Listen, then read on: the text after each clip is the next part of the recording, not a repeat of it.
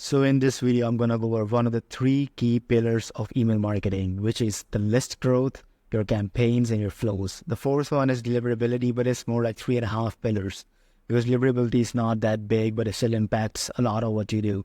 So we're going to focus on the list growth in this email, why it is important, how you can actually do it, and what to do. So now let's get into it. First of all, why is it even important? So I think there is a stat that I think most people don't know, that 70% of the people that buy from you once will never buy from you again, and that's just how it is in the game. And so out of those, so we have 30% of the buyers that are going to buy from you for the second time, and overall it's only 10% of the buyers that are going to keep buying from you again and again and again. So if you to put this more visually, you need to look at this number. So let's say 1,000 people come to your website, and out of those 100 people join your list, right? Okay, and then from the 100 people is 10% conversion rate, and that is what your pop-up conversion rate should be for you to make it work in the long term, to get the maximum benefits of it at least. And then out of those first 100 people, your welcome series converts 20%, which is also like a high number, but it is totally possible. 15 to 20% is what you should aim for with your welcome series. I've seen it work for almost every single brand if you do it properly. And then because 20% of the original subscribers will convert. So let's say 20 people become the first time buyers. And out of those, only 6 people will become repeat buyers, because only 30% of your first time buyers will buy from you again. And 70% of people will not buy from you again. So out of 1,000 people that visit your website, only 6 become loyal buyers. And this means you'll have 2,190 loyal buyers on your list in 12 months. So that's why you need to nail it down. For you to you have to think of long-term play, long-term strategy. So if I know it doesn't seem like, oh, what if it's just 8%, but in over the course of 1 year, it makes a lot of difference. And now if your average order value is $100, these people will make you $438,000 per year at least, because some of them will buy more than 2 times. So we are counting off of just these 6 people. They have bought from me twice, and this 2,190 into 200 will be $438,000 per year. That is given if you have 1,000 website visitors a day and $100 AOV. If your numbers are even higher, then your revenue will be even higher as well. So that's why. This is why you need to focus on your email list growth. And that's why pop-up form will play the biggest role in that. Now let's get into how you can actually improve your pop-up form. So there are 4 things that you can test with to improve your pop-up form. First thing is the offer itself, or the lead magnet as I like to call it. So it is either you can give discounts, dollar off versus percentage off. You can give content, that is guides, checklists.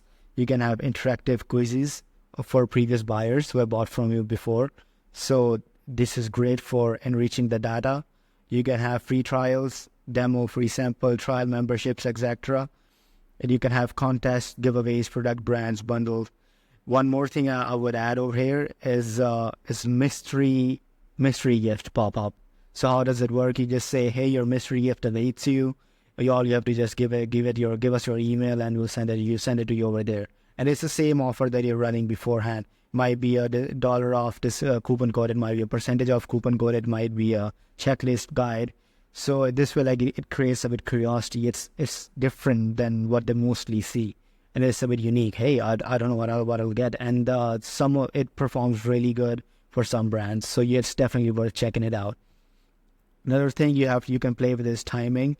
If it's too early, it's annoying. If it's too late, you don't have enough people at your website at that time for the percentage to make a difference anyway.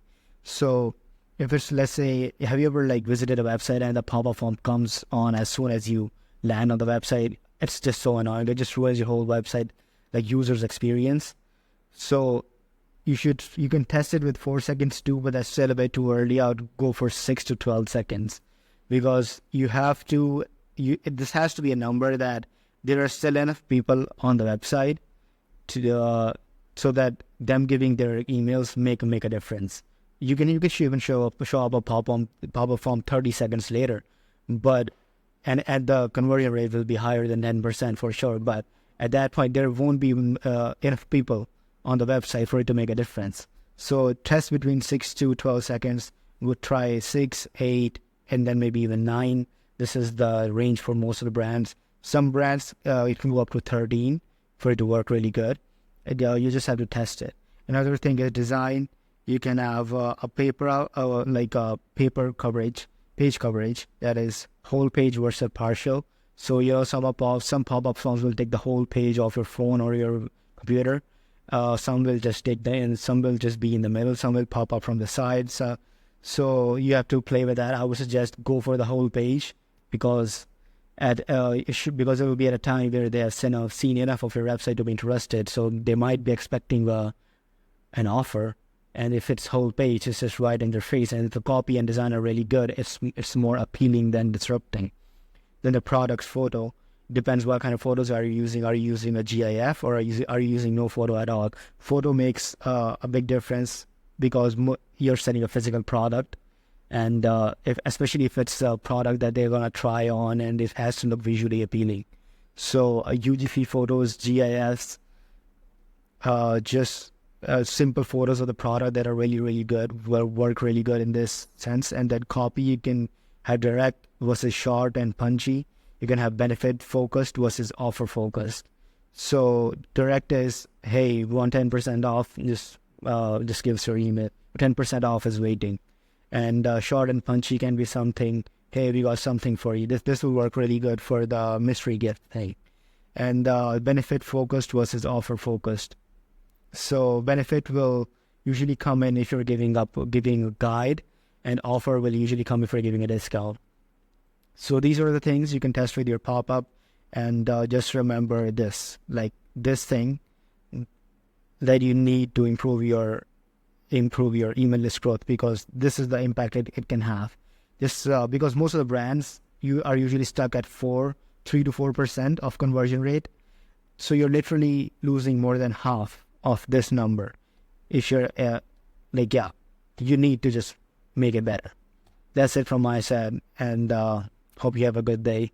If you want a free Klaviyo audit for your brand, I'll go over your design, your deliverability, your campaigns, your flows, your copy, everything, and give you pointers from where you can improve. I'm not gonna push for it won't be a sales call. It's just a free Klaviyo audit. I'll give you things. I'll point out the things that you can improve upon. I'll also give you a strategy on how you can improve upon them. And that's it. I won't try to push you to sell you anything. If you're interested, just click the link below, book a call with me, and we'll guess I'll see you there. Cheers.